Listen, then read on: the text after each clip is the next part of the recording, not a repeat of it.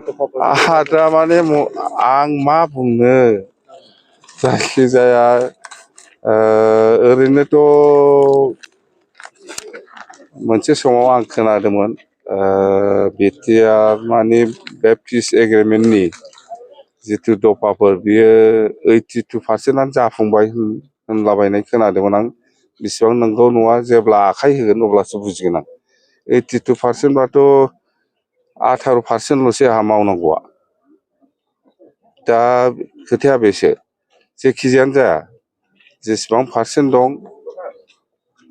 मावनांगौ जिखिनि बाखि दं बेखौ आङो सरकारजों रायज्लायनानै सुफुंनो थाखाय आं नाजागोन खिन्थु आं खोनानाया बिथांमोननि मानसिफ्रा जेनेबा सोरबा एनडिएफबिनिबो सोरबा इउपिपिएलनिबो सोरबा एबसुनिबो लिडारफोरखौ आं बुंलाबायनायखौ खोनादों बेसेबां नंगौ नङा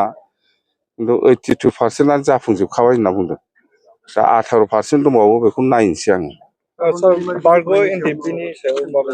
बेखौनोथ' होनदां बारग' एनडिएफबि माने एनडिएफबिफोरनि माखासे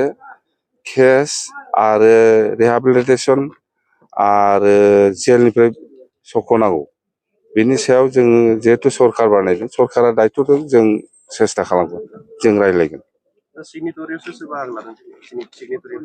दाथ' सिगनेटरि हिसाबै जेनेबा जोंना एमपि इउजिगोरा बिथाङा दंफैयो इउजि ब्रह्म बिथाङा दंफैयो लरेन्स इस्लारि दंफैयो रेनगोरा बिथां एमपिआबो दंफैयो आरोबाव